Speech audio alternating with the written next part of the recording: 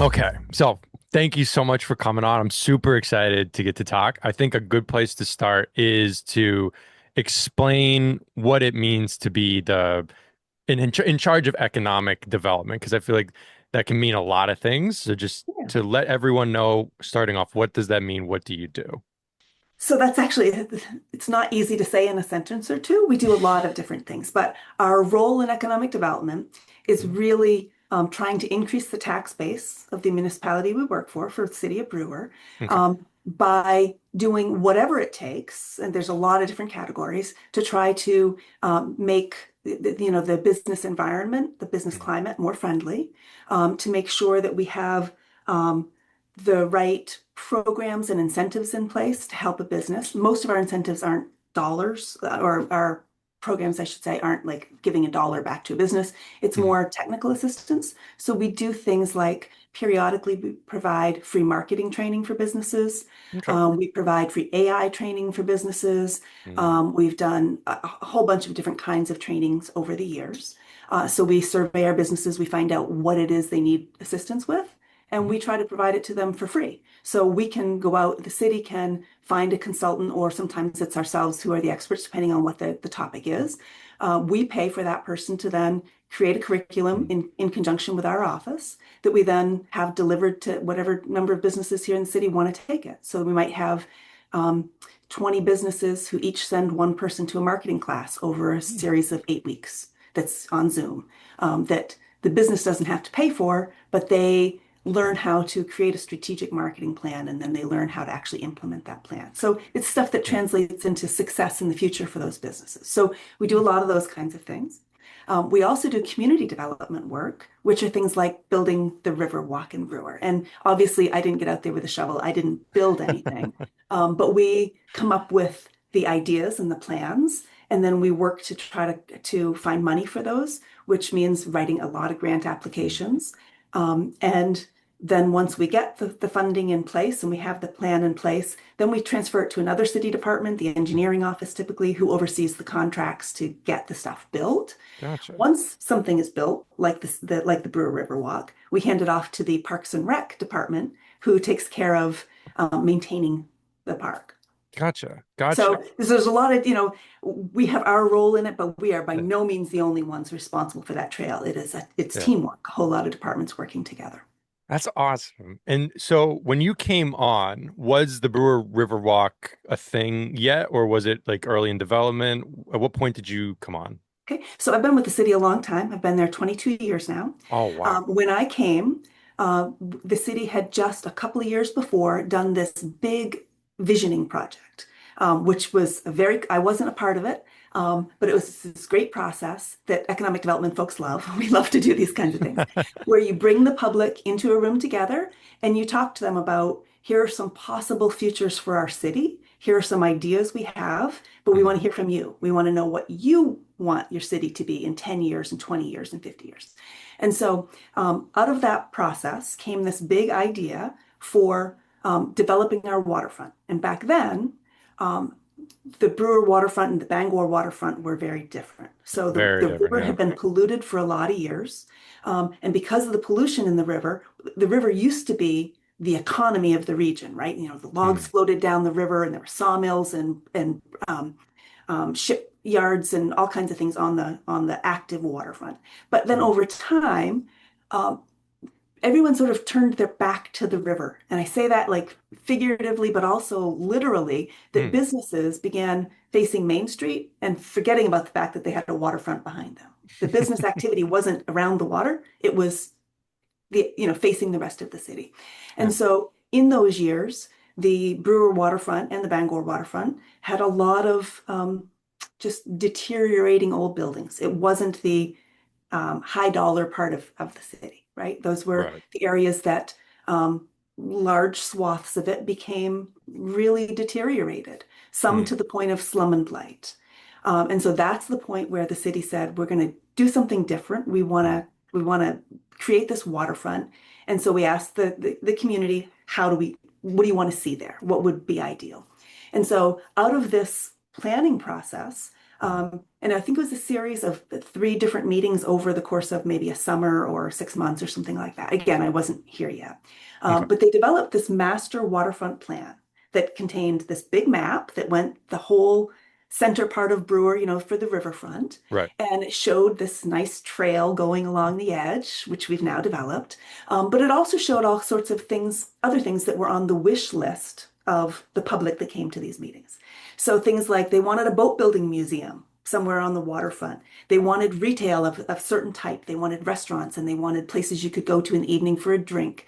Mm. They wanted an amphitheater where you could watch shows. This is way before the city of Bangor got their Yeah, waterfront concert yeah, okay. series, right? Long before that. So we had the idea of this amphitheater there.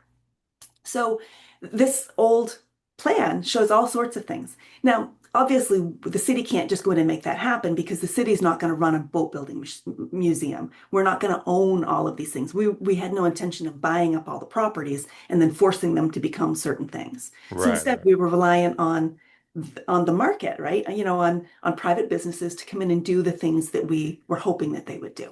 Mm. So we've been very successful since then in getting lots of businesses to come down to the waterfront, and it looks Mm. very different than it did 20 years ago Oh my um, gosh, yeah. because of all of that work. But our basic goal back then was the idea that we wanted to change the waterfront from the slum and blight and deteriorated conditions, turn it into something the city could be proud of. And Mm. we really wanted to get people out of their vehicles, walking on the Mm. waterfront, because that makes them a good target for businesses, I guess, is maybe a bad way to say that, but Yeah, it means that businesses will want to follow them. They'll want to locate down there because yeah. that's a captive audience. Those are people who are going to want to buy an ice cream from you while they're walking on the trail. They're going to want to Mm. stop and have lunch. They're going to stop Mm. in your store and that kind of Mm. thing. So the city did it with economic development in mind. Yes, we want to create a nice public amenity for everybody, but we also want to create tax Mm. dollars out of this. We want to create Yeah. growth in the community from that. It's hard to, for people who weren't here, before the Riverwalk, it's hard to explain like how night and day it really is. And like you show up now and you see the Riverwalk and you're like, oh, it's this beautiful Riverwalk. It looks like it's always been there. It's so integrated in. And I mean, if we're talking about Brewer versus Bangor, like as an, objective third party who doesn't live in either, like Brewer's Riverwalk is in a different league compared to what Bangor has on the other side. I'm sure they're working on that as well on their side, but this Riverwalk, it's one of the biggest things, at least in my lifetime, that I can remember Brewer doing.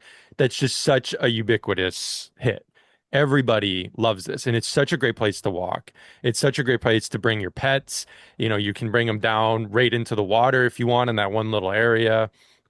And when you talk about like the economic development, how much nicer it is to go to high tide or to go to one of these restaurants and sit on the river side of it and look out. It's such a beautiful view.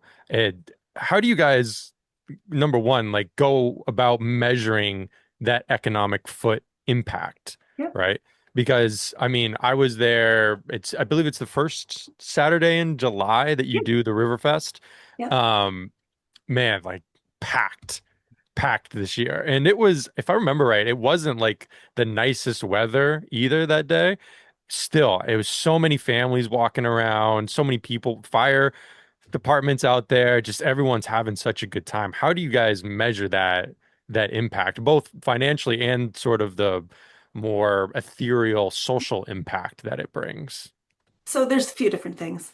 One, we do actually count the number of people down there on the trail as best we can. We use different tools to do that. It's never going to be 100% accurate, but we try to get a count so that we have a good understanding of how many people use it per day, different times of year.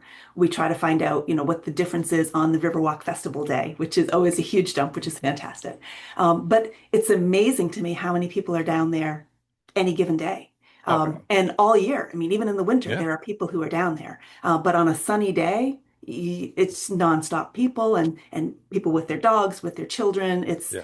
It's wonderful. And so other ways that we measure that, I measure it by business interest.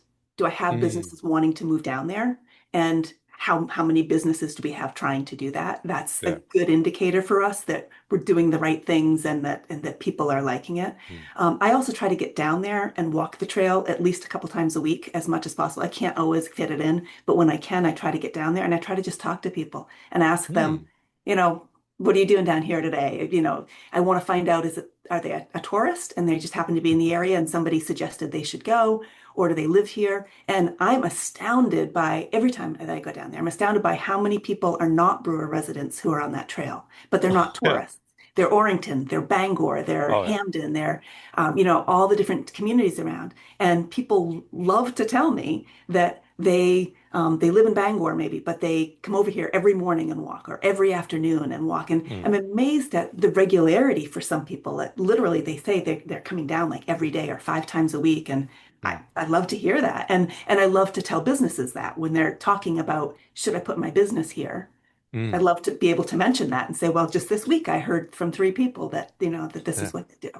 Oh, I mean, I don't know how many times my dad has told me that the where the grocery store is, Mhm. that whole lot, he's just like, man, that would be an unbelievable place for like a restaurant and an outdoor area. I mean, it's right across from the amphitheater. Yeah. You're hearing the music. People are parking there for the shows anyway. Like, there's just so much opportunity along there, so many spots where you could do this or you could do that. Yeah.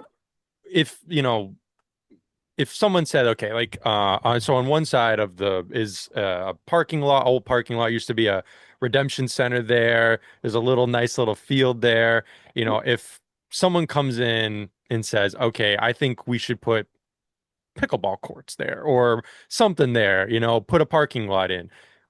How does that kind of go from just an idea of I want to do this on the Riverwalk to actually becoming a thing? It's a really good question. So I'm going to start with that particular lot that you're talking about because it's different in different cases, right? So that lot, we refer to that as the JR Redemption lot because that was the Yeah. business that previously was there. So on that lot, it's owned by some folks who have it for sale. Hmm. It's 960,000, I believe, if you want to buy that lot. Okay. It's been on the market for a little while, and the market's been doing weird stuff. So this year I think there's a better chance of it selling than there was the last couple of years. But there are people actively looking at it right now who have been since last October. Mm. Trying to find out whether their project will work there. It can take a long time and it can cost a lot of money because if they're looking at putting a building there, they're going to want sometimes they would get, the process can be different in different situations. Right. Sometimes a business will lock it right up under contract, but have a bunch of contingencies in that contract so that if they don't get the financing they want, if other things don't happen, then they can back away from the contract. Other folks will just hope that it stays on the market and that somebody else doesn't buy it. And that's kind of the situation right now. And in the meantime, they've been actively working with city staff, our code enforcement, our city planner, multiple offices, my office a lot, to find out would this concept that I have fit with zoning laws? Am I allowed to do that type of activity on this lot? Hmm. Um, then they'll often hire an engineering firm to draw up plans, preliminary plans to see will it fit on the lot correctly? And if it does, how much is it going to cost me? Does that work with my plans or is that too much? And so that's the stage that they're in right now. So that's like those bigger lots, they can take a long time to move. And that's Mm. definitely a big one. 960,000 is a high price tag. So that you don't get a buyer for that around all the time. Smaller lots will move a lot more quickly than that. Mm. So there's a lot of those things that happen. There's another lot that you're probably familiar with, the former Getchell Ice lot. Yes. You Yep. familiar with that? Yep.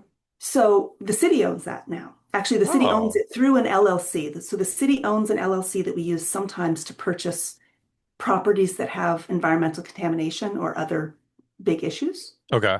Okay. And so I'm the managing director of that LLC, wholly owned by the city. So, but it's separate from the city. And we do that for particular reasons, like with the case of environmental contamination, we don't want our residents to ever be on the line to have to pay the cost of what you don't know yet is in the ground. right? Right. Okay. We I see what you're we saying. Yeah. started these LLCs back when we bought the what's now the Chinbro lot, used to be the Eastern Fine Paper lot. Hmm. Okay. Yep. So with that one, when the city took it on, and I was here for that, that was back in 2004. And when the city took over that mill, we knew there was a lot of environmental contamination, but we didn't know whether it was a $2 million contamination, $10 million contamination, or hundreds of millions, like what we have with Holterchem in Orrington, right? Yeah. And Yeah. if the city just took over that lot and then tried to get it clean, we can be forced to have to clean it. And we don't want residents to be on the hook for $100 million. Yeah. So we are careful with that by Right. using an LLC instead of the city to purchase it because LLCs can close. Right. They can just fold and then there's nothing left to go after. So we aren't causing the contamination, but just by owning the property, you become Right. one of the liable parties. And we don't want ever to risk that residents would have to pay that Right. because that would be huge. So we use LLCs to purchase these lots. Now with Getchell, the Getchell Ice property, we knew there wasn't much contamination there, but we Mhm. knew there was some. And so we used the LLC vehicle to purchase that. And then we worked with DEP, the Department of Environmental Protection, to get it clean. So before we purchased it, I applied for a grant to DEP to get them to do the assessment to find out how much was there and what we were going to need to do. So DEP paid for 100% of that. We got our report back, and then I applied to DEP again and got another grant. And these are grants of service, not grants of dollars. So no money changed Okay. hands from the DEP to the city, I see but what the you're saying. DEP paid for a consultant to go in and do the cleanup. So the cleanup's Gotcha. done. So the city paid nothing for that. And the city purchased that building from the previous owners. So Gotcha. if you just wait for the market to do it, it could be a long time for somebody, a private investor, to want to go in and actually take the risk on that property that you don't know Right. what's there, right? Right. So that's a good instance of why the city would want to sometimes take over a Right. property. The mill De was the same way. de-risk it for the investor who is probably wondering the same thing of how much is the environmental contamination going to be on Right. this. Right. And the Yeah. city is able to apply for grants from the DEP or the EPA to get those properties clean that Mhm. a private developer couldn't do. So Okay. they wouldn't be eligible necessarily for the same grants. Gotcha. So it's a good way of getting those properties that would just Mhm. sit derelict and it would just be, Mhm. maybe not developed for 50 years. And we've all seen that in communities, right? Right. Rather than letting that happen, the city stepped in and said, no, we're going to make sure that this gets back on the Mhm. market. So And we've cleaned it. Go perfect. ahead. And then I was just saying, and then once you've got it clean and it's ready to go, then you then put it up on market, sell it, use that money to put into the LLC to then potentially Right. repeat the process in other areas. Right. So Gotcha. here's where we are in this stage. So we made the decision not to take the buildings down, although I think for reuse, those buildings will come down and Yep. somebody will want to rebuild. But we made that decision not to take it down because the footprint of that building, um, you would not be able to build there today because of shoreland zoning laws. But if you Mm. buy a building, you take the old one, or let's say you take an old building down, you have 1 year to Mm. rebuild in the same footprint. Once that one Okay. year is gone, that grandfathering is done, and you can no longer build that close. Does it have to be on the exact same foundation? So it has to be the same footprint, same Okay. place. Okay, so you can remove the foundation, but it has to be in that same place. Now, somebody could choose to not put the building there, but this gives them the option to get that as close as it is now. And the difference isn't a lot between where they'd be allowed now and what that is, but it is Mhm. some. And so we wanted to preserve flexibility for a future use that we don't know what it might be. So the Mhm. city has not taken the buildings down. We did put it on the market. We had some good interest last fall. And then we had a monkey wrench thrown in that we weren't expecting. And that is the Department of Transportation for the state is doing work on the Chamberlain Bridge. You've probably noticed that it's closed to one-way Yeah. traffic. So that's this year. That's our this year hassle is that the surface is all being done. But the next 2 years after this, they'll be working on the piers and the abutments that are underneath the bridge, holding the bridge up. All that concrete and Oh. rebar that you see in the river Mm. and on the sides. And so when they do that, they need to have a staging area for the contractor to keep all their equipment. And the way the DOT Mm, works, and I'm going to try to not get myself in trouble when I say any of this, and be careful. The way the DOT works, they try to negotiate with landowners to find a spot. mhm. They call it like a laydown area for the contractor to be able to leave their equipment, leave their materials when they're working on stuff. Gotcha. And if they can't find one that they can negotiate, then they take one. They use their eminent domain and they take the land on a temporary basis. So they can tie up your land for years and say, we need it for this process. So that's what has happened here. So we've Mm, been told that gotcha. they will be using the Gatchel Ice property, which means that if we've been told that if we sell it before that project is done, then the new owner can't take possession and do anything there until And 2028 when they're done with it. So that's a gotcha. long time now. So we're Mm, having to take the property off the market and wait until 2028 and put it back on the market, which is not what our plan was. We thought it would be developed long before then, but these things happen sometimes. And the bridge clearly needs to be fixed. We're not arguing that. We don't right. want the bridge to collapse and have, like we want the bridge fixed. But the this is the situation we're in with that one. So Gotcha. all of the development on the waterfront, every property is unique. Everyone is different. Some move Mm, really quickly and some move really slowly. And this one's going to be mm. a slow one. Gotcha. Gotcha. Gotcha. I mean, what an unfortunate break. But like you said, the bridge needs to get done, you Yeah. know? And if it So, wasn't us, it's going to be somebody else that's impacted on the waterfront. One of the right. businesses, so it had to be somebody. They Yeah. like And the looks of our lot.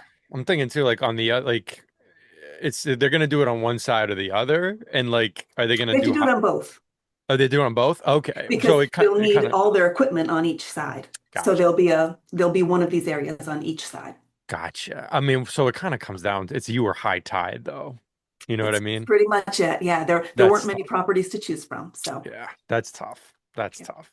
But eventually when it does come back on the market, let's say you get into a situation where three people come to you and one person wants to, you know, build a restaurant, let's say, and another person's like, "Oh, I want to do apartments," or one person's like, "I want to do this other idea." Do you guys have some say in like what you think would be most economically beneficial because you have had these meetings, you've done these surveys, Yeah. you say, well, this aligns more with what, maybe one person's like, I want to do the boating museum, right? And you're like, oh, we've been waiting for 20 years for this. And Yeah. finally, somebody wants to do this. Like, can you step in and say, like, a boating museum, or are you sort of in a position where, apartments person is willing to pay 200,000 over asking price to do this because they're so passionate, feel so strongly about this idea, we got to go with the money. So the answer is sometimes we can, sometimes we can't. Okay, cool. So on a property like the JR Redemption lot that we spoke about, that's privately owned. It's not owned by the city. So what the city has for control over that is zoning. And a lot of people don't like zoning. They hear zoning and they think this is terrible. It tells me what I can and can't do with my property. And that's true. But if you buy your dream house, let's just picture for a minute, you buy a dream house in Orrington, right? Yeah, And then next year, a pig farm buys the lot right next to you. And it's a big pig farm. It's not a little one. You're going to have 1,000 pigs there. And it's going to smell. And you're going to hear tractors all day. Now, then you're going to wish you had zoning, right? Because zoning would say, nope, you can't put that right next to this house. Um, that's why you see things like industrial parks. We right, like to have all the big trucks and the backup noises of big trucks and the trucks idling at the distribution centers where they idle for hours. We want to put that with other like businesses who won't be annoyed by it. If we right, have a manufacturer next door to a trucking operation, they're not really bugging each other. If you have a house with some children who are trying to go to sleep before school the next day and there's trucks making backup noises at 1 a.m., nobody's happy in that scenario, right? So zoning is what keeps like uses with like uses.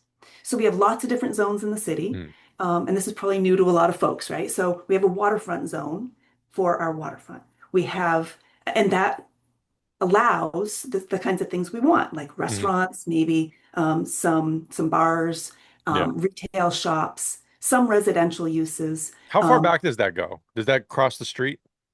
no, this is a new zone that we're just in the process of Ah, finalizing. okay. So yes, it does go across the street, I believe, just the first row of houses, not Okay. deeper back. off the Gotcha. other side streets. So Okay. like Cowan's Library, those are in the waterfront zone. Correct. And Gotcha. that's brand new this year, this summer, in fact. But then we have industrial zones that are our industrial parks and some of our rural lands. We have rural zones where you'd put a farm or houses with lots of land. We have office and residential where you can have some business, but they have to be less intrusive because you've got a lot of residential around it. That's like Highland is one of the streets in Brewer. Some Hmm. of the streets that connect between Wilson Street and State Street in the Okay. Triangle area. Some of Yep. those, you'd see a hair salon and you might see Hmm. a photography studio used to be in there. You're going to find a few businesses, but they're businesses that are pretty compatible with Yeah. residents. Not They're really not having disturbing a ton of anybody. traffic. Yeah. They're not making noises. So we try really hard to do a good job with our zoning and make sure that we only allow in the types of businesses that fit with that neighborhood or that area. So on the waterfront, we try to make sure that we don't have um, loud manufacturing or things like that, things that are going to use tractor trailers. We're not going to put those in our waterfront zone, but we're going to allow the kinds of businesses that cater to people who want to use the trail, who might be going from the trail to the library, that area. We want to Hmm. give them that waterfront experience. So those are the kinds of businesses. So we have some control in that way. But Gotcha. when those projects come to the planning board for approval, the Hmm. planning board isn't allowed to say, I like this project, so I want to do this one, or I don't like that one, so I'm going to vote against it. The planning board's job is to say, does it fit the ordinance exactly? The city Gotcha. ordinance says this is what's allowed. Does it fit that? Is what they're doing appropriate? So and it's the city council that makes the rules of the ordinances. So when we do get to have a lot of say, and I find these projects to be the most fun, really, Yeah. is things like the Getchell property or where Chinbro is. The Yeah. city owned each of those lots, right? And so Right. when the city owned the Chinbro lot back when it was Eastern Fine Paper, we had complete control because we don't have to sell it to anybody we don't want to.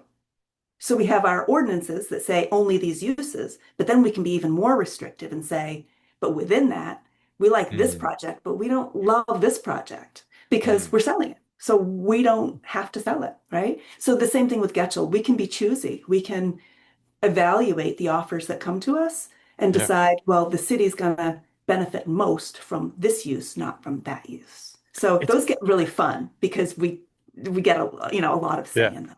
That I mean, that's super exciting. I know, like, I mean, if you probably got this too, but like you said, if you go on a walk there and you see all of the spots, like obviously, like high tide is probably pretty cemented there, I'll say, but there's so many opportunities along there where I feel like the conversation that I have with my friends and my family when I go, or that I hear with other people, it's got such a good energy around it. Like people aren't like, oh, this one section of the Riverwalk, I wish they'd put something there. It's more like, I wonder what they're gonna put there. I wonder what's I going there. love Like that. I people love are that you like feel that way. people are excited for what's coming. Like they know something's coming. They don't know when it's coming, but they know something's coming, and they're like, everyone's got their own ideas of what should go here and what should go there. It's such a good energy around the place, which is why I think it really attracts so many people.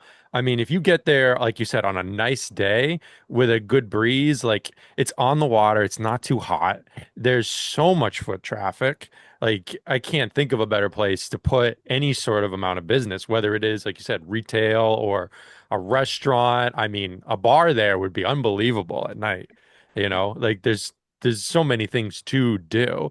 And I think a lot of times with business, you're sort of like, especially in this area where you have Brewer, you have Bangor, you have other places, you're like, how far are people going to come to go to my business, right? Like if I open a restaurant here that maybe serves Italian food, let's say you're thinking of like, okay, there's another Italian place this far away. Are we going to drive people? It's like shows, like you said, you drive people from everywhere. I know people that come from Orono Old Town to Right. come to go to the Riverwalk, and it And really and is that like a hub spot. and that works. There are some types of businesses who like to be off by themselves and have no competition around them. But there Right. are a lot of businesses who do better by having the same type of business around them. Restaurants are one of those. You don't want the restaurant that's off by itself 3 miles away from anybody else. That's not going to be a successful restaurant, typically. What you Right. want is to be like, you think of the old port in Portland. You want restaurant after restaurant, a lot of Right. choices, because then people will say, let's just go down there for dinner. We'll figure it out when we get there. right? Exactly. Because there's a Yes. lot of choices. And so you want to be in one of those hubs for that kind of activity. And Mm. that's really like the Riverwalk. We've done what we can to try to bring businesses there, but every new business that comes in helps to spur additional businesses to come because Gotcha. businesses know that. They know that it's good to be Right. around your competition. Absolutely.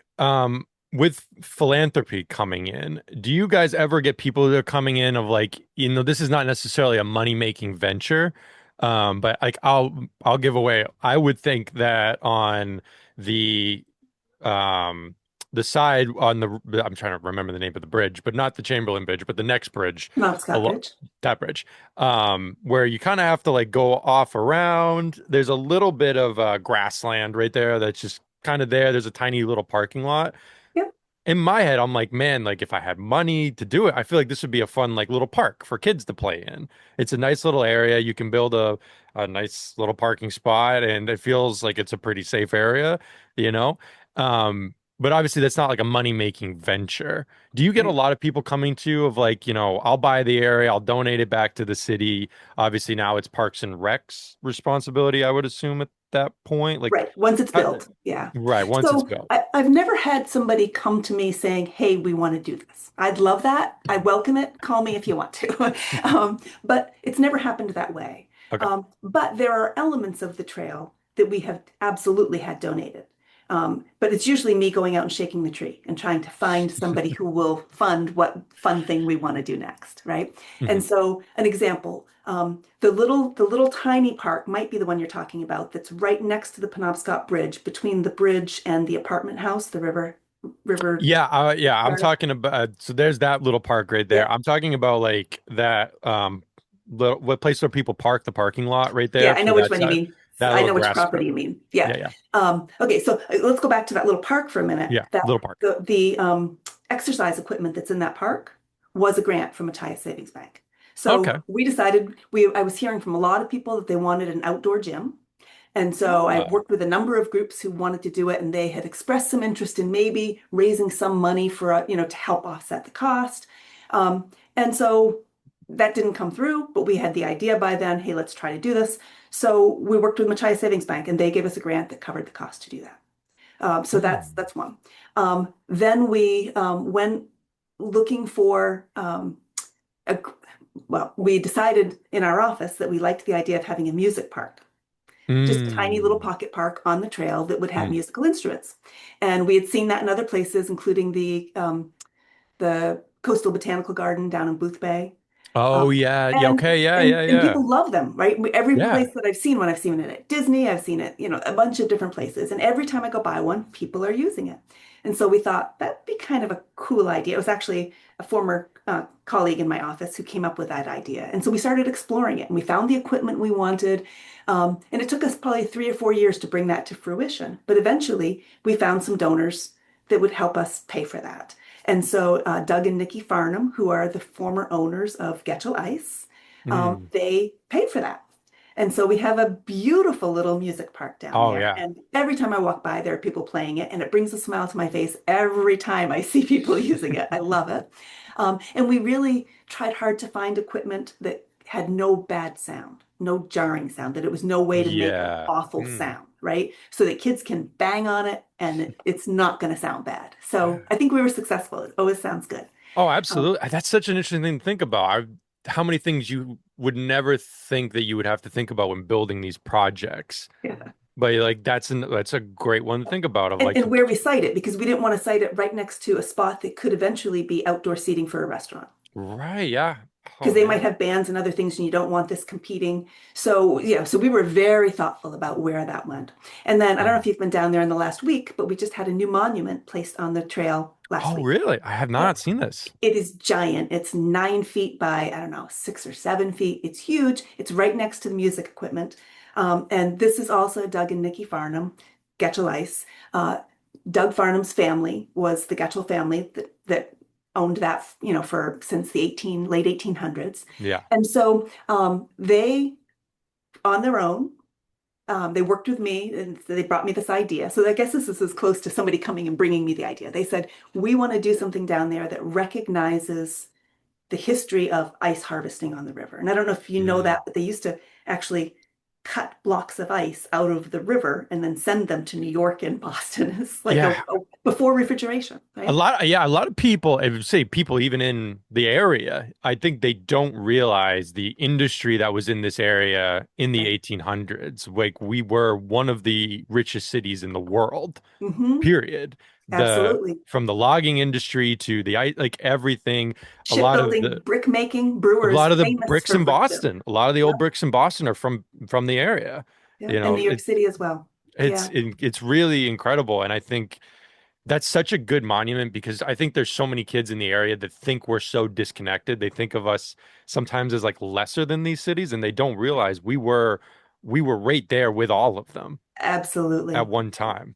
And So this monument is an enormous slab of granite that came from freshwater stone. So it was actually quarried here in Maine, right in the local area. And it's got this beautiful bronze artwork on it, a bas relief that is a picture that shows the ice making process. People out oh, on the cool. river. It's got the buildings, the horses, the teams out on the water, the people cutting out the ice blocks. So it's very cool. There's more coming. We're going to have a sign that sort of describes what the Mhm. picture is showing. We don't have that yet, but the monument just got put in place last week, so we're very excited So I about have to that. go check that out. Do you guys And work with the Discovery Museum at all on any of that stuff? we didn't. So in this Okay, case, Doug Farnham and I tossed around different ideas of what he might put down there. Initially, the early idea was that it was going to be a bronze statue, and it was going to be like a guy who would work on the ice and might have his ice tools with him. gotcha. But people wouldn't necessarily recognize what those tools are or what he's supposed to be doing. And so we kind of went back and forth on, what's the right way to show this history? Mm, And then he spoke with an artist who came up with this other idea. And so he commissioned this artist to make all of this. And then they worked with freshwater stone to get it put onto the stones. And it mm. was a massive production to get it down there because that thing is huge and super heavy. It was really cool. Anyway, so that's in place. We're going to have a grand opening for that sometime later this month. To Cool. sort of show it off a little bit. That's awesome. So that was, so we do have some philanthropy that happens down there. Mhm. The larger lots, no, I would love to have somebody come and say, I'd like to do this with a public purpose, but we haven't had that happen. Yeah. And the prices on the land down there, the land and the older buildings that are in need of redevelopment have been pretty high, like the 960,000 for that other lot. They're Right. high, so it's limiting who's looking at Yeah. those. Well, I think like that's kind of the double-edged sword of it. I would think of like the better the land gets and the more attention to drive, the property value just goes up. You Right. know, it's just Right. gonna, it will hopefully continue to just go up, And I over think that time. many of the property owners down there have been watching that for the last 20 years and Yeah. saying, if I just hold it, my value is going to be higher. And they aren't people who need to get that money out of it right now. This is one holding of many for many of them. So Right. they can afford to sit on it. And so Mhm. they put their price, with what they want to get. And Mhm. things move, but not as quickly when it's that way. Mhm. I asked, I think probably 10 people this of, if they could ask one question about the Riverwalk, what would it be? And I got 10 of the exact same answer, which Wow. was, are we going to make it longer and expand it at all? So I love this. So you probably know we've done it in three phases so far. We did the middle part first, and then we built onto either end. Yep. We do have a long-term goal to make it longer, but I can't Okay. tell you like a when or anything like that. Okay. But the part that we want to make longer will not look like the existing part of the trail Oh, interesting. as far as like a wide asphalt trail like that. Hmm. The plan, and this comes from our city planner, Linda Johns, and she's amazing. She's been here even longer than I have at the city. And so she has this dream that she's had forever that was to, and this is big, so it won't happen overnight. She's been working on it a lot of years. It'll take time. But on either end of the trail where it ends, she wants Hmm. to connect with more primitive trails, like a dirt trail Yeah, without there's a trail in North Brewer that's kind of close, correct? I'm trying to think of Yes. the name of it. So we want to connect up there, up Okay. to where the Salmon Club, like up that way, the Felt Brook area. Yep. And then the Land Trust, which Linda runs, has been quietly for, I don't know, 15 years or more now, been buying up corridors, pieces of land along the corridor of the Phelps Brook. And Phelps Brook goes out around Oh. the city, right? So The idea is that it would be a massive loop trail someday that goes around the bulk of the city and ends up back on the south side of Brewer, connecting into the trail, Wow. with primitive trail for most of it, and then the Riverwalk for the centerpiece. And so Mm. the way the land trust works, they sometimes get donations of land from businesses who are trying to do a project and they have to disturb wetlands, so they have to buy and conserve land within the same watershed. Yeah. And so the pieces of land along the Phelps Brook Mhm. qualify for that. So the Interesting. so the land trust has been trying to purchase those so that someday we can string those together and have a nice jogging, walking trail around the city, which That would be would phenomenal, but it's a unbelievable. massive undertaking. It's gonna take a long time, but that's the Yeah, goal. that would be unbelievable. I mean, is that a project that we talking like 10, 20 years probably or So we've more? been the idea we came up Linda came up with the idea probably 15 years ago. Okay, So, so yeah, we're and deep into it. she's been at it, but it's not anywhere near something we would do. But the city, Mhm. it's a goal that we all share. And Mhm. so whenever we have opportunities to further that by acquiring a certain piece of land here or there, we jump on it. And it Gotcha. won't be done all at once. It'll be done in pieces when it does get done. And she's Yeah. also working on trying to get the right to be able to build a trail on the railroad bed that's been discontinued. Okay, yeah, She's been yeah. working on that for 15 years too. And anything with railroads, you have to just expect is going to take 20 years. Really? Railroads and the DOT together just make that one it's, yeah, we'll get there eventually. And I hear that she's getting closer on that one. So that could happen in the Amazing. Is is like if we think about like these expansions, is the biggest restricting factor for you guys at the end of the day generally like money, or is it more like third party like businesses and kind of people like you said like waiting to see what happens? Like what is the kind of like if you could wave a magic wand and make one obstacle go away for yourselves? So it's kind of all of the above. If I go through some of the history, it'll actually tell you some of the Okay. challenges we've had.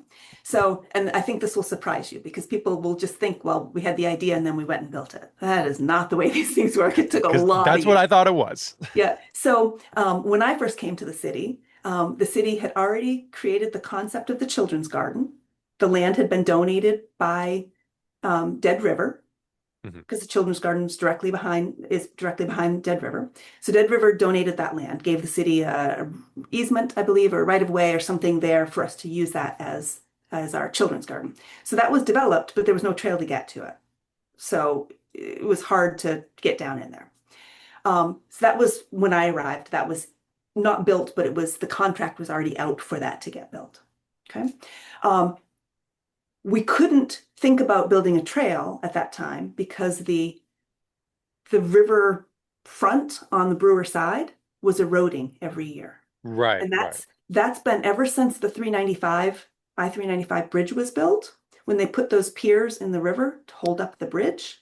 Okay. Engineers do a great job of getting things down right to the fraction of the inch that it needs to be, but something was slightly off in the Okay. angle of how they put the piers in, apparently. So I've been told. I'm not the scientist to know this. Like in the And it water? in the water, and it changed Oh. the hydrology of the river. So in the Oh. past, the deepest channel of the river ran along the Brewer side, Okay.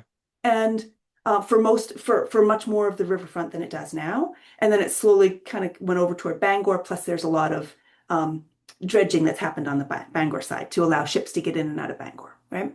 Um, when that 395 bridge went in, it altered that. So the current ended up scouring the Brewer side and eroding the shore, but the deep Oh. channel moved over toward Bangor.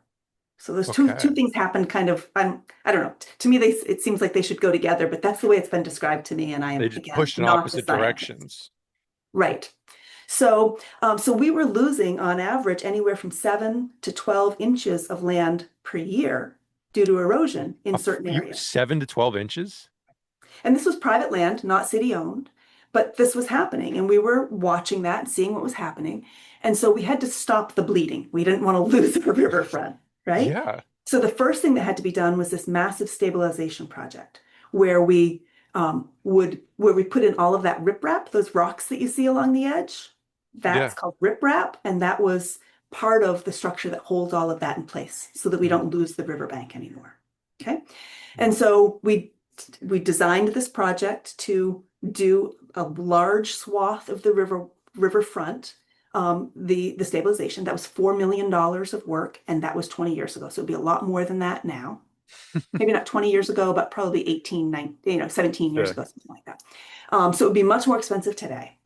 So we got our office applied for grants from the federal government to get money to help do that stabilization work.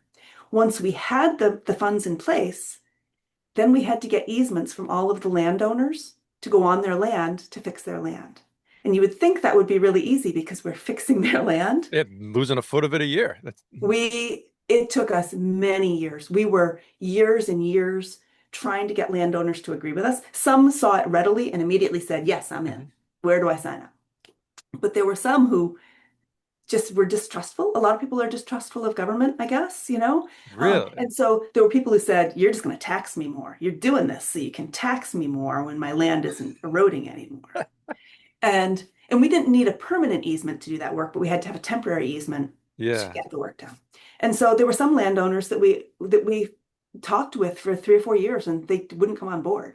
And so we were kind of at this impasse. And finally, I made the decision here in this office. I just said, we can't wait anymore. Let's build Yeah. what we have. The folks who have played ball and agreed to this, let's Yep. do that part of the waterfront. That was phase one of the trail Gotcha. because we did the first we had to do the stabilization. So we did that every Mhm. property that we could get. And there were some that we had to skip some properties because they wouldn't let us on their property to do it. Oh my So gosh.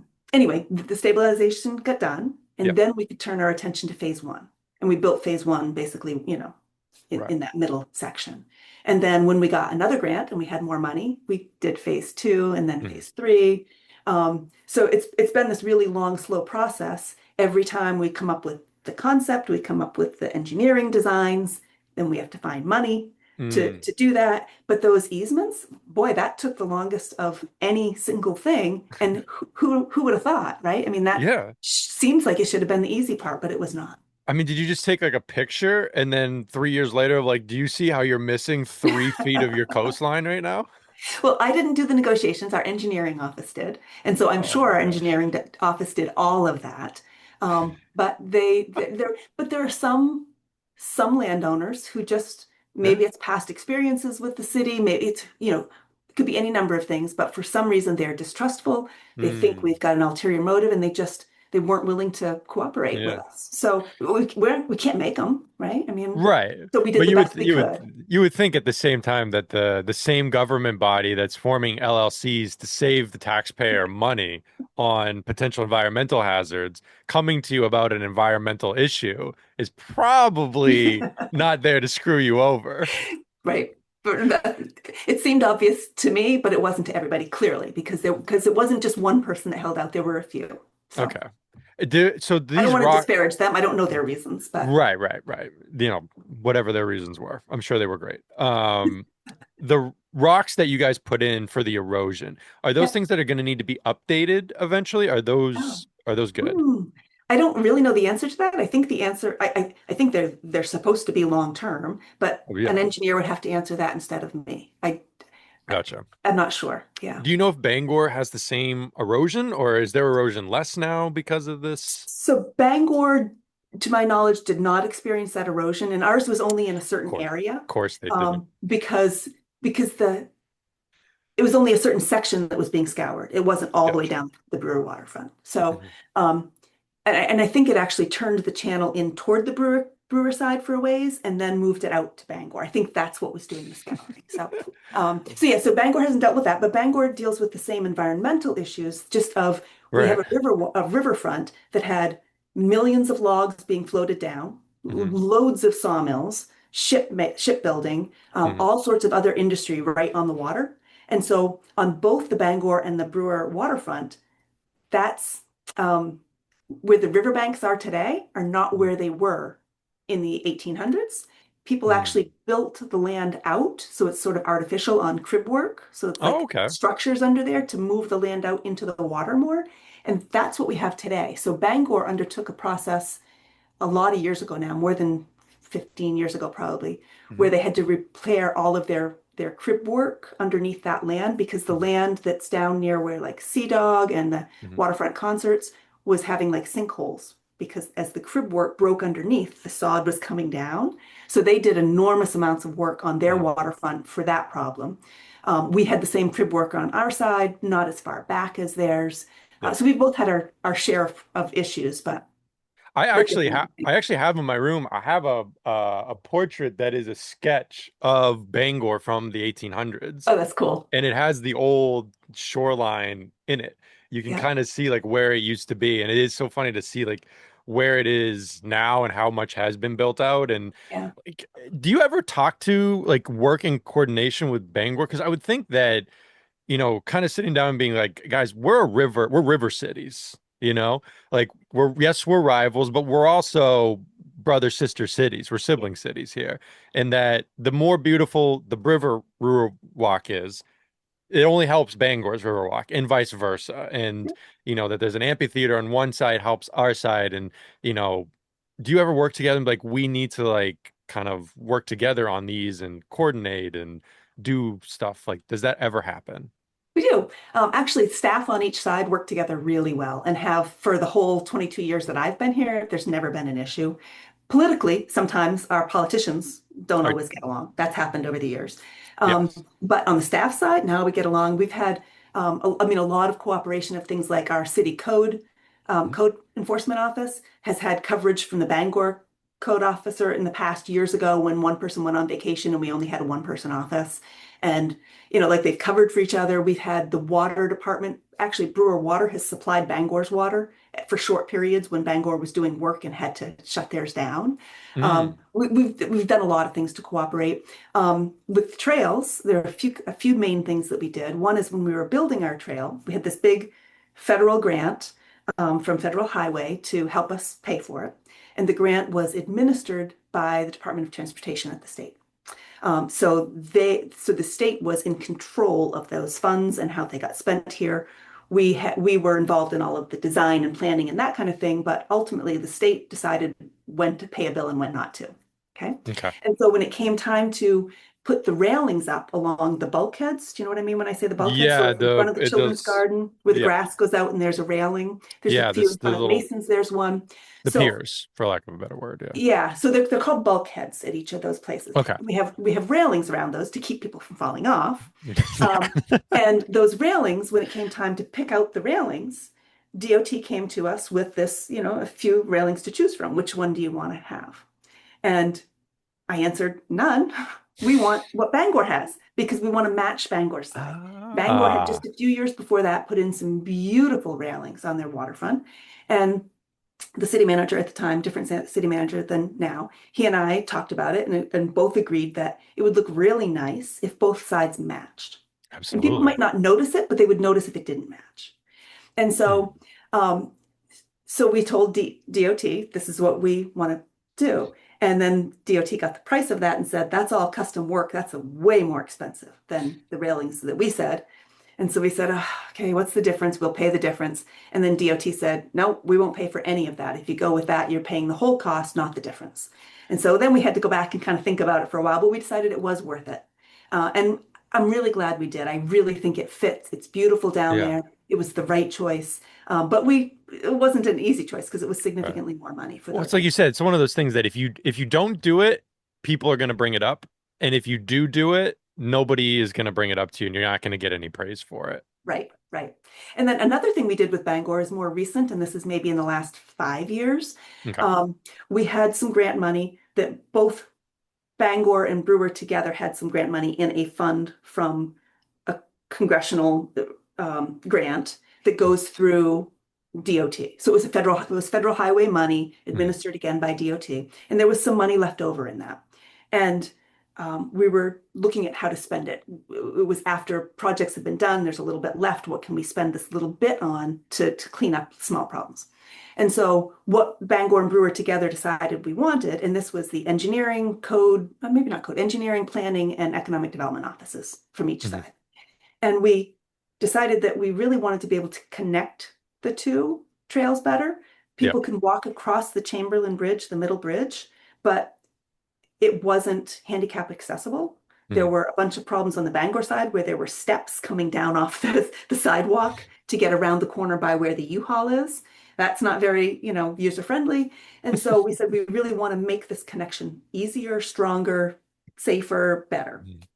And so we got estimates to do that work. The work was all on the Bangor side. The Brewer side was already ADA accessible, but the Bangor side wasn't. And with all of these grants, there's always a match that the community has to pay. And so um, DOT came back with here's the match amount, and it's on Bangor's side. So Bangor could have paid that entire match, but we Mhm. agreed that we really wanted this project to be done too. So we split the match. If the match is, it's typically 20% of the total cost, the grant pays 80%. So in that case, Bangor paid 10%, we paid 10% to do work on Bangor's side because it benefits both of us. We want Right. people to be able to freely come and go between the two. So we do participate Mhm. with each other and cooperate where we can. Mhm. And I love the folks over in the Bangor Economic Development Office. I love all of them, love working with them. And we were just at a conference together recently in Southern Maine, and we all were talking at the end of that conference about we need to get together and talk about what can we do together? What else can we do to cooperate? So yeah, I it's love it's that. great between all of us. I love that. I feel like, if there was one thing I could, I don't even know how you would do it because there is a river and obviously bridges and boats need to get through, but, something that would just make it so much easier to walk between the two. Obviously, there's the bridge that they're working on right now, Yeah. but, it is kind of narrow. It's not the most walkable. And I would say, as someone who doesn't love heights, that railing is not the most, like, I don't feel super like on I that, but understand. Yeah. like it's so beautiful. Like I love personally, there's a little part of the Riverwalk where there's a chessboard, right? Yep. There's like the big one, but then there's the little one. There's a little island that kind of Hmm. technically an island, peninsula, I A guess. little peninsula. A Yeah. little peninsula, a little tiny peninsula. Just sitting there and looking out, I mean, it's a photo, that view. It's unbelievable. Do So you that's got kind of a fun story. Oh, yeah, let me Uh, hear it. so a few years before that project got built, we put a chess table down in the children's garden. Oh, And okay. that was a grant that we received from the local Realtor Association, Greater Bangor, I think, Realtor Association. Okay. They gave us a grant. We applied for it to be able to put a chess table down there.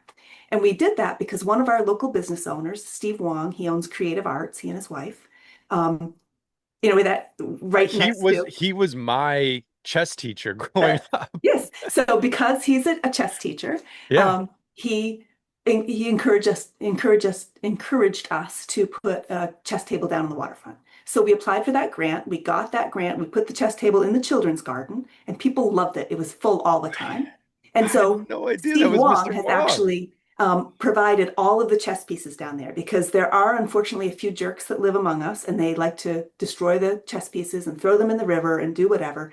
And so literally every week, Steve Wong is out there replacing anything that's missing on all of the chess tables down there. Oh my And in other parts of the gosh. city as well. And we just had a conversation earlier this week about a new chess table that's going in another park, not on the waterfront. So anyway, so eventually, Steve really wanted us to have more chess tables down there. We liked the idea. Yeah. And the city really wanted to acquire that peninsula, which Steve Wong owned, because his business is right across from that peninsula. And Okay. so I wasn't privy to the deal, but some sort of deal was made in there where the city acquired that peninsula. And we're better able to maintain it and make it really nice for the public. And we put those chess tables on, and he has voluntarily continued to bring those chess pieces out all the time. Multiple times a week, he's out there making sure that all the pieces are there. And those are well loved and well used. People absolutely love that. I had no idea it was him. He was my chess teacher from I went to All Saints. He was my chess teacher from kindergarten through fifth grade, probably. And I would go to the library every single day after school, and he would have all of these he'd come in, set up all of these chess puzzles, and you'd go right down the line and solve them. And he was one of my favorite people ever. And That's I wonderful. haven't seen him since fifth grade, but Oh, If you hang out near the chess tables, you'll see him. that's what I'm telling. I He's gotta hang down there a out there lot. more. I gotta hang out there more because I remember playing him, and I ended up switching from All Saints to Orrington for middle school, and I remember playing him in fifth grade, and obviously way better than me, but I felt like I was getting close to maybe able to like pull something out here, and I was thinking to myself, I'm like, all right, I'm gonna come back sixth grade, I'm gonna beat him by the time I graduate from middle school, and then obviously I switched. Never saw him again. But that's I had no idea he was behind that. That's so cool. And he goes out there So, every week to so what we've a guy. also now got a chess table, and I believe he might have donated the one that's up near the pool at that little Okay, yeah. park. Yep. And I just heard a conversation earlier this week that I think he's donating another one to go into the Maple Street Park. So we're trying to Okay. get chess tables all over. That people love it, and we love to do it. I So love that. I love that's so amazing. Speaking of those other parks, do you see sort of the broader economic development of Brewer as some, because I would say like if I said downtown Brewer, I wouldn't necessarily mean the Riverwalk. Maybe one day that will be the case. But yeah. at the moment I would obviously mean more off to where most of the businesses are right on the strip as you're if you're I'm horrible with street names, but Wilson Street you're thinking of. yeah, with Yeah. Hannaford's and Mhm. where it used to be Martin's and everything else. Um, do you see like a transition coming potentially? Like in 20 years, do you think people will think of the Riverwalk as downtown Brewer?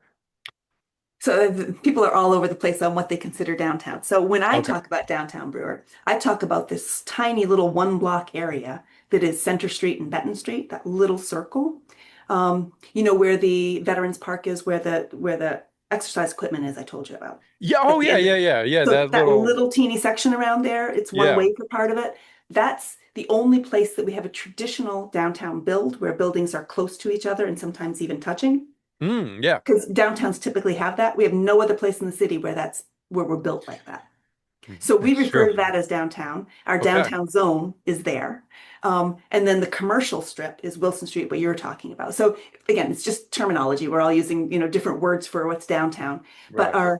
our biggest commercial area for retail is currently Wilson Street. I don't think that's going to change. It's 1A. There's a lot of traffic through there. Right. That's where we encourage and want national businesses to be, the Right. big box, the bigger national stores and restaurants and Right. things like that.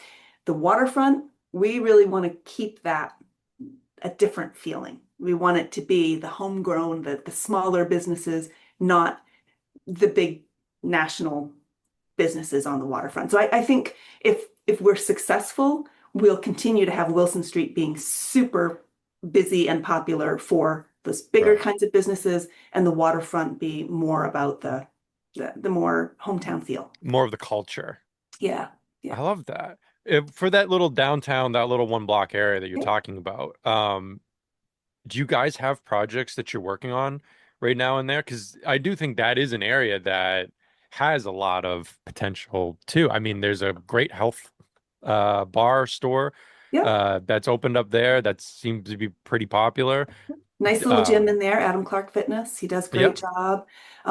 Yeah, there's some nice little businesses that are there. It's such a tiny area, so it's tough. This was a real strong focus of the city, of my office about 10 years ago, Okay. 10 to 15 years ago. It was really dilapidated. A lot of the buildings were in very, very poor shape. And it showed, when you drove through, it just didn't have any curb Right. appeal at all. And so the rents were really low, and we wanted to try to do something to spur some development there. And so the city did a number of things. We put in the pavers, the cobblestone for the sidewalks to make it look nicer. Yeah. We put in the fancy lampposts. They're very attractive. Um, then we offered a grant program, which is something we rarely, rarely do, but we did a facade improvement grant. So the businesses in that area could qualify um, potentially for a facade improvement grant where they would put in a certain amount of money and we would match it with a little bit. So if they Gotcha. wanted to improve this was purely for the outside of the building. If you want to make, your whole front facade improved, you want to fix your brickwork, you want to paint things, you want new signs, you want new glass, we would help pay for that in order to try to spruce that part of town up. So we did that. A lot of those businesses down there took advantage of that. Not everybody, but many of them did. Um, and that's it looks a lot nicer now than it did 15 Mm, years ago. And so it's still a work in progress. There are still buildings that need improvement down there.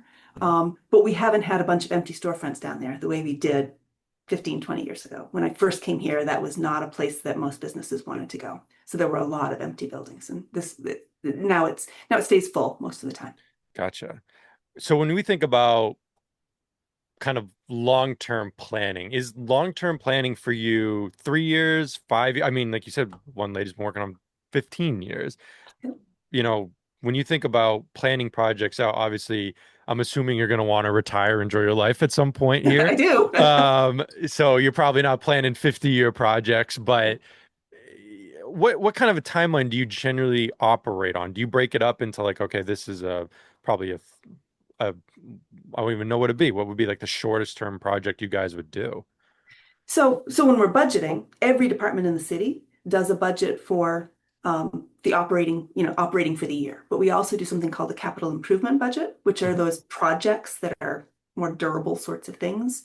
Um, and for those, we always have to submit to our finance director what we need for next year, what we need each year out for 10 years. So we need Okay. to be looking at if we have infrastructure of some sort that needs to be replaced. And I'll give the example of we have lights on some of the trees in the children's garden. Hmm. You seen those? Lights up at night, looks really Yeah. pretty, white lights. We want a lot more of those. I'm trying to at least double, if not triple, the number of lights down there in that park at Gotcha. night. Um, so the cost of putting those lights out there, both the installation and purchasing those lights have to be in my capital budget. And I Gotcha. have to say whether I want to do it this year or whether I plan to do it 2 years from now or 5 years from now. If I want to Mm. acquire a property like the Getchell property or another property for a certain purpose, that needs to be in my budget. And I have to populate future years of when I expect to do the things that I'm telling the city council and the city manager that I plan to do. Gotcha.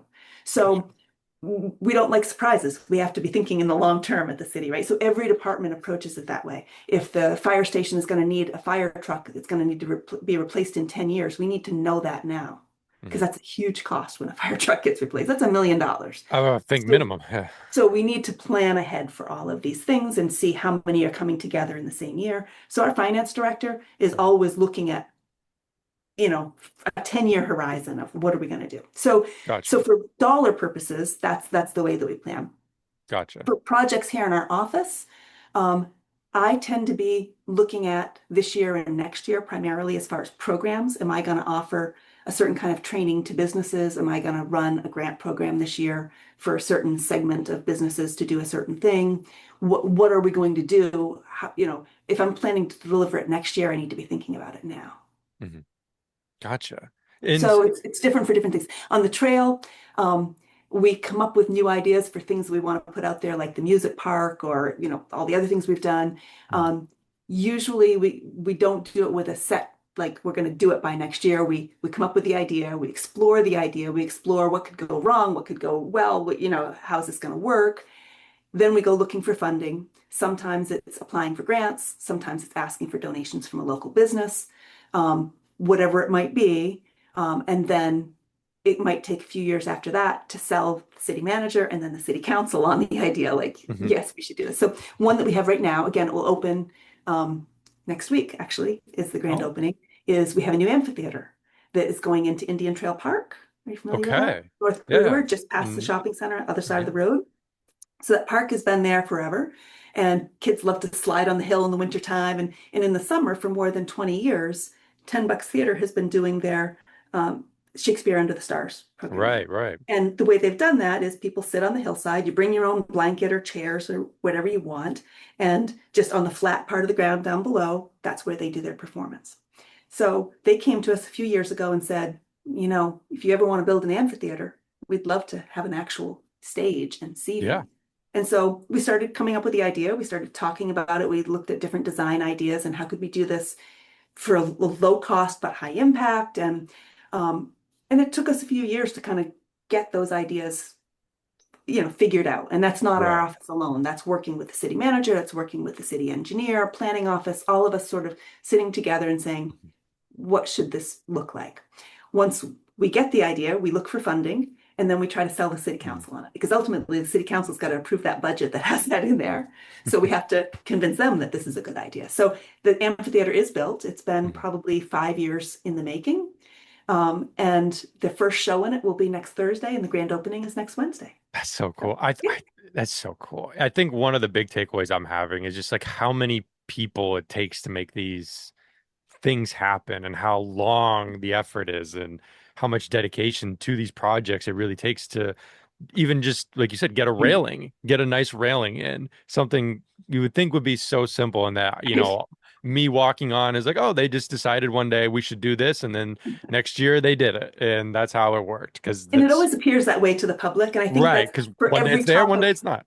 for every industry, every topic you talk about, if you don't know anything about it, it seems like it just was easy. Right. And then you dig a little deeper and you find all the layers of that onion Right. underneath there. But yeah, I mean, community and economic development, it's definitely a team sport. There's no one office that can do it alone. Our office primarily is the one dealing with businesses, but when Hmm. it comes to the community stuff, man, it's everybody, all hands on deck. We're all trying together to figure Hmm. out, and everybody has their own expertise. So I can add value in planning, looking at what people are likely to want to use there and likely Hmm. to enjoy. And I can add value in, are we likely to get funding for Hmm. this from a grant or from a sponsor? Hmm. But I need the engineers to tell me what's going to work and what's not going to work and what's going to cost an arm and a leg. And Darcy, you're dreaming. We're never going to do that. We need to cut it back to this. And I need the planner to add her input. All of us have our own expertise, and it takes the whole team together to shape that project and make it happen. Amazing. Um, I have one final question, which is I know we talk a lot about like you've talked about the Riverwalk being built around kind of the area's culture and probably like pushing businesses that are more homegrown than versus like the Walmarts of the world, Yep. right? I know a lot of kids my age, especially, this is probably no news to you, are out trying to figure out what do I want to do? They got a first couple jobs. Some are struggling to get jobs, kind of in this, this little area. And I know, at least personally, a lot of people who come and have a business idea, or, I'd like to try this, or I'd like to try that. And I feel the biggest holdup often is either number one, I don't necessarily have the money to do this thing right now, or if I have a little bit saved up, I would be taking an enormous risk to do this sort of thing. And number two is I don't know how to do it. How do I go about starting a business? And then they end up asking ChatGPT, and then ChatGPT tells them like, I don't know about this, and then they just never do it for the kids out there who are either they maybe came to the University of Maine or came to Hudson and ended up staying in the area or are from the area originally who maybe are kind of on the fence about a business idea and potentially think that the Riverwalk or somewhere else in Brewer is a good place for this business, but have one of those reservations of I don't really know what I'm doing starting a business. I just feel like I have a good idea. Or I want to know I have maybe some financial restrictions, but I'm really passionate about this. What sort of advice would you have for those kids out there who are early 20s to early mid 30s? And honestly, people in their 40s and 50s starting a business have the same questions. So it's not just the youth. This is so common. So there's a few things they can do. One is my office. If you are looking at possibly starting a business in Brewer, call me. There's two of us that work in our office, and we talk with entrepreneurs a lot. People who have an idea.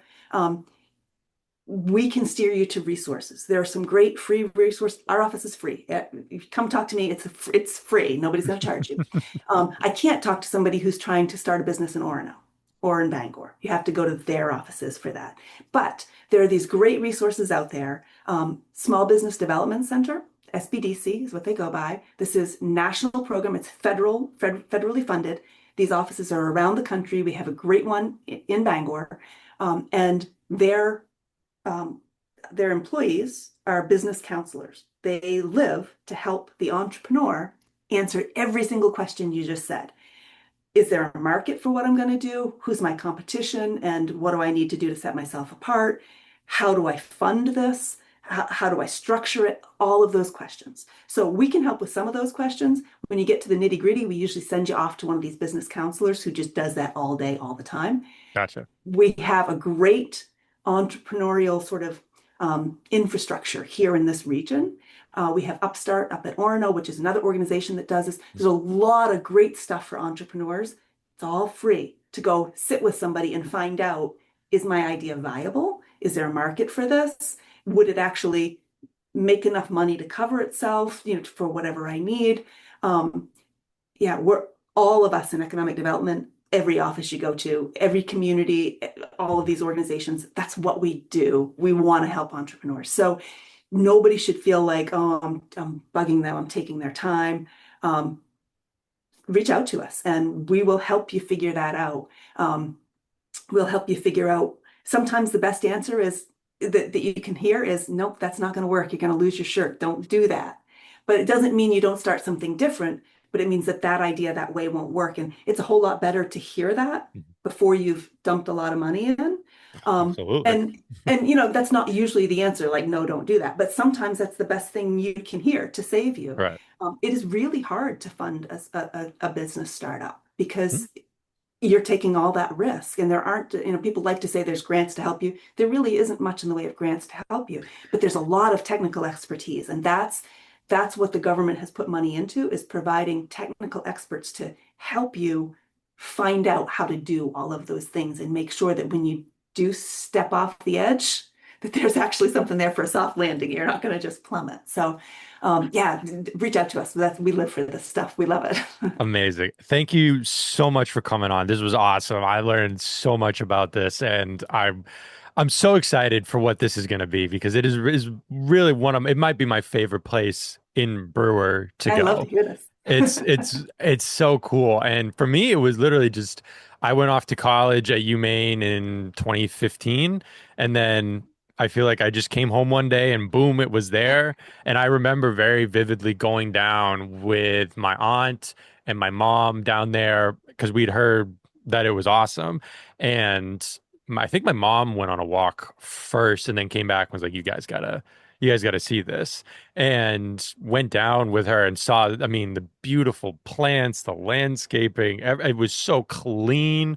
It was the best. And you get down there like, oh my gosh, like I can't believe this is here. And I'm like, how long has this been here for? Have I just not known about this? Like One it's thing I should have mentioned and I didn't is that when we built this, again, it's sort of all hands on deck. All the departments get involved, and our police chief got involved. And oh he, right from the yes. beginning conversations as we started to build this, he said, "This is going to be a nightmare for us to police. We need to make sure that people always feel safe down there. That Hmm. it's going to be away from the eyes of the street, right? We don't want something bad happening to somebody." And so Right. he was adamant from the start, we need to put cameras down there. We need to be able to know what's happening. So we did. We put cameras on all those light poles that are running the length of it. There's a bunch of cameras. Every inch of that trail is covered with Hmm. a camera. And there's a screen in the police station that shows live what's happening in different parts of the trail. The police officers all have it on their phones or on their laptops that they can pull it up. And so there have been drug busts that happen down there because somebody at the police station sees it happening and Yeah. immediately, calls to the officers that are nearby, and they all Hmm. and down before the people have even left the waterfront, the police are on it. So Yeah. we have tried really hard to make it really, really safe. Yeah.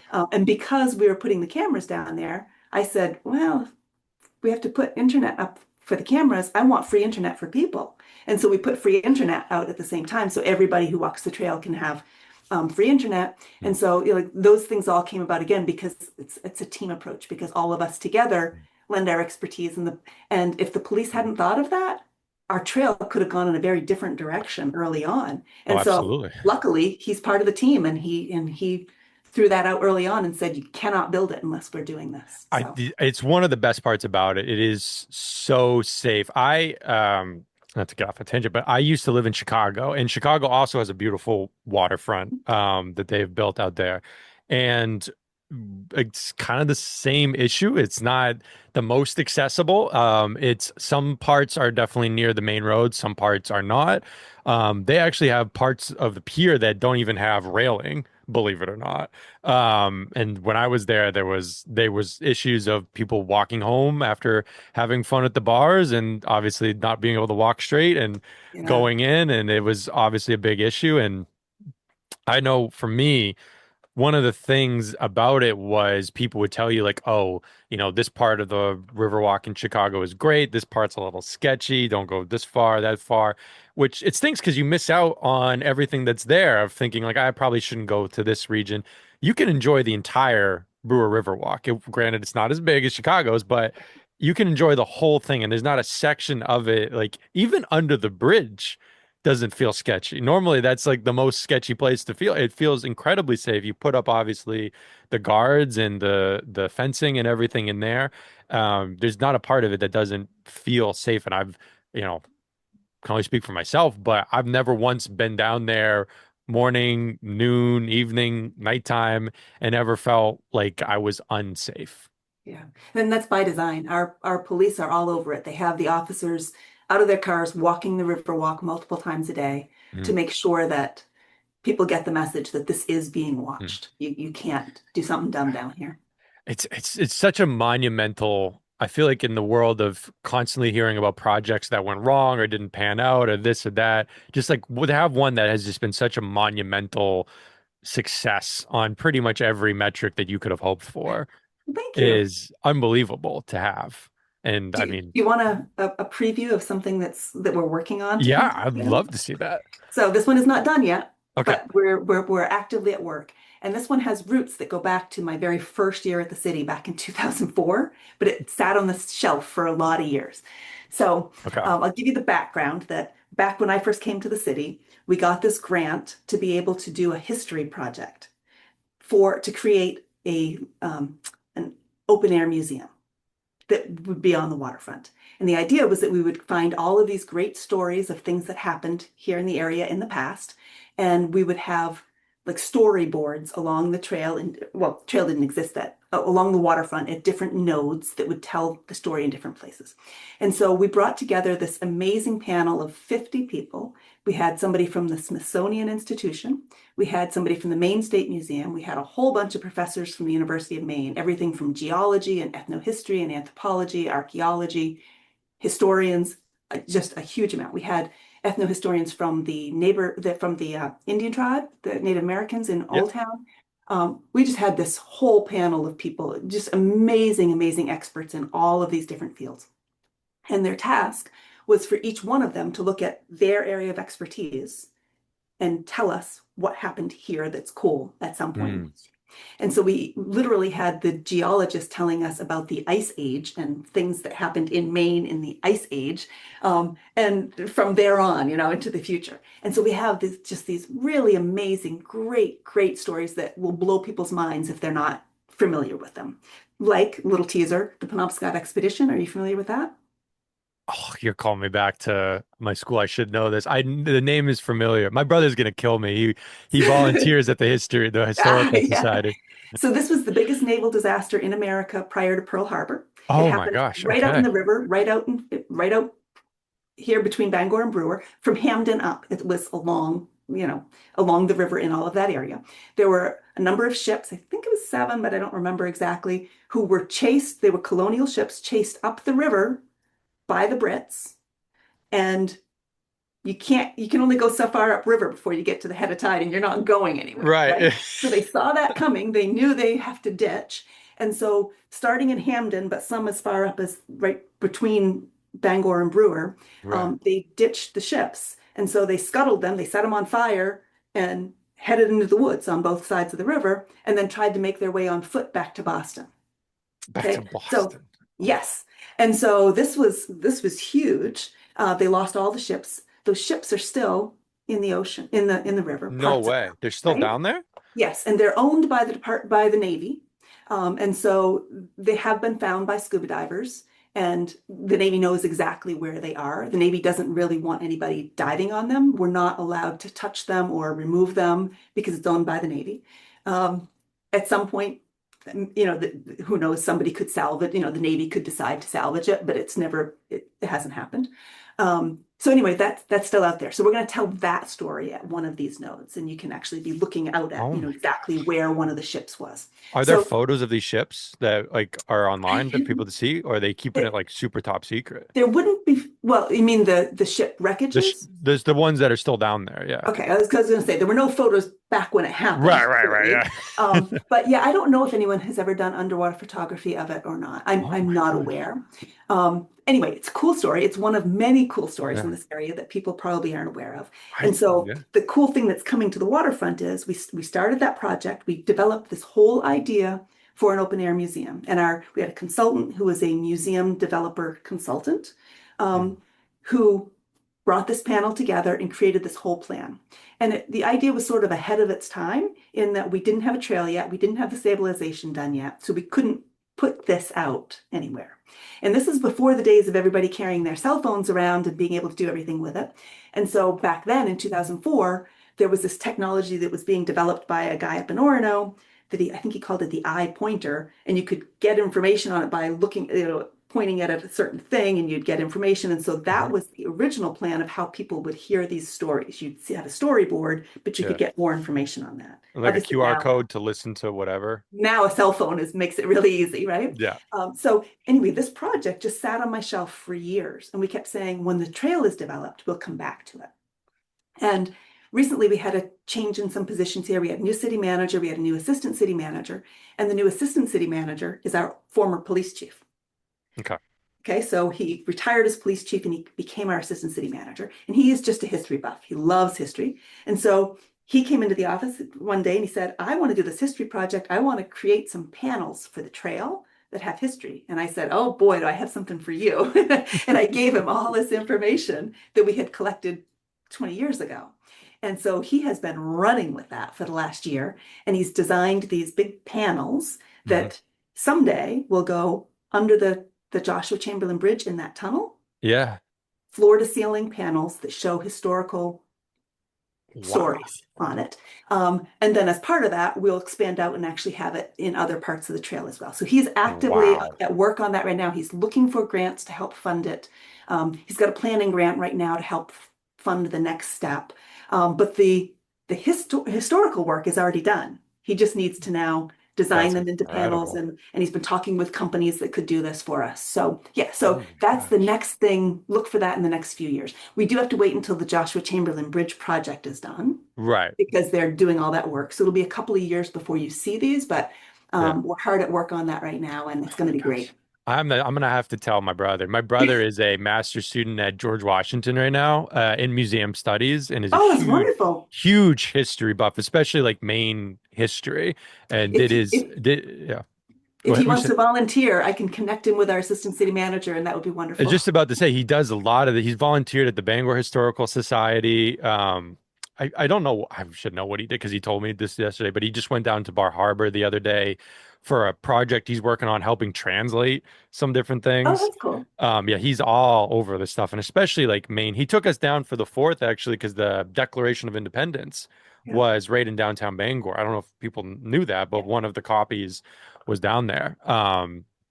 Yeah, I will have to, he's going to be all over this. I had no idea there was boats down there. You as a kid, you always wonder because you see like low tide comes through and you always wonder like I wonder what is down there, you know? But obviously your mom's like, "Oh, don't go out there. It's not safe. You're going to get pulled up by the current and everything."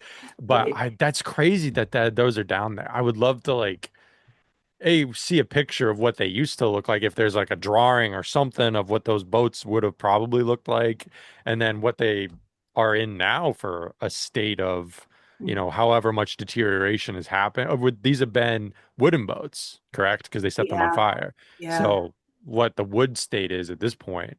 um I know. Well, I used to live in Sweden, and they have a ship over there that called the Vasa ship that was setting sail from Stockholm Harbor, essentially leaving, and they built it too narrow And so it rocked, and then the bottom row that was supposed to be holes for cannons. I might have this wrong, but this is my understanding of it. I was reading in Swedish, so if I got the translation wrong, I apologize. But the bottom row basically got flooded from the rocking because it rocked too much and the water went in. And as it was in the harbor, just went right down in, and everyone watched it just sink. And 100 years, 200 years later, they pulled it up and it's still fully intact and is now in this like amazing museum that's think over I've read there. about that in a magazine Super a cool. long time ago. Yeah. Super cool. Yeah, if the Navy is ever willing to selling and someone wants to make that boating museum, I mean, I can't think of a better centerpiece than that. That's an Yeah. incredible story. Yeah. I'd so in the next couple of years, probably couple 2, 3 years out, maybe. I mean, Jason, our assistant city manager, would have it tomorrow if he possibly could. He is working hard on it. But we do have to wait because the Right. work on the Chamberlain Bridge is going to go to 2028. So there's no way a panel can go down under there before I that. gotta get someone from the DOT on and talk to them about what's going on here because they're getting in the way of some of these projects. Yeah, you can't So say that, but I another can. cool project, if you want, not project, but a cool story from Yeah. that history project, is back in the, I think, 1920s or 30s, there was a mammoth skull, not a mammoth, a walrus skull Oh, a that was walrus. found in Brewer. A Okay. So walrus. back in the past in Brewer, there was a lot of a big brick making industry, right? Right. So they mined Brewer for clay to make those bricks. And if you look at the topography of Brewer, when you leave the river and you head out Wilson Street, Hmm. the land sort of goes into terraces. It comes up and then it Right. does it again and then it does it again. Those terraces are apparently, from what I learned in this history project we did, it's like that because of all of the mining that happened to take clay out of there that was deposited back when Oh. the geologist told us in the Ice Age, the Penobscot River was like 10 times wider than it is now. So the riverbanks were way out there. And it left, as it receded, it left all of that clay behind. And so the brick makers mined that clay. And as they were mining the clay, they found this old prehistoric walrus skull from back when the Penobscot was massively wide during the Ice Age. So really cool stories. Do we still have the skull? Is it in a museum So we somewhere? looked for it. We had our consultant try to find it. It was in Brewer for a number of years, and then it got sold to somebody, and we couldn't trace it from there. I'd love to have it back, but Some rich person's got it in their house somewhere. yeah, yeah. Ah, what about like a replica potentially? Maybe I don't know if anyone knows exactly what it looked like. They could find Right. a walrus skull from Walrus the Ice skull, Age, yeah. but I don't know how much data there is on it. But Gosh. there's some really cool stories. Just fun stuff. There's so many cool stories and just kids. I got very lucky. Orrington had a Maine studies program that involved like all sorts of Maine history and going on a hike and everything. Yeah, And it nice. was awesome, but not every, Orrington put that together. Not every kid got that. And you miss out on how cool this place really is. And like Yeah, a lot of people, how many people drive by some of the homes on, the waterfront on the Bangor side and don't realize like these used to be some of the nicest homes anywhere yeah. that you could find. And, you drive by and I love that I see some of them are getting fixed up now. I don't know if people are planning to live there or what they're planning to do, but I love the history side of it. I love that this is going to be a thing. I'm super excited that it's going to come through here in the not too distant future. So we're hard at work trying to find the next surprises for the waterfront, but that's a big one. That's going to be fun. I love that. Well, thank you so much for everything that you guys are doing. Thank you, your team, everybody over at the Brewer office, and everybody involved. It's truly so special, and it's so awesome. Well, you're welcome, and thank you for having me on here. This has Of been course, fun. awesome. All right, goodbye, everybody.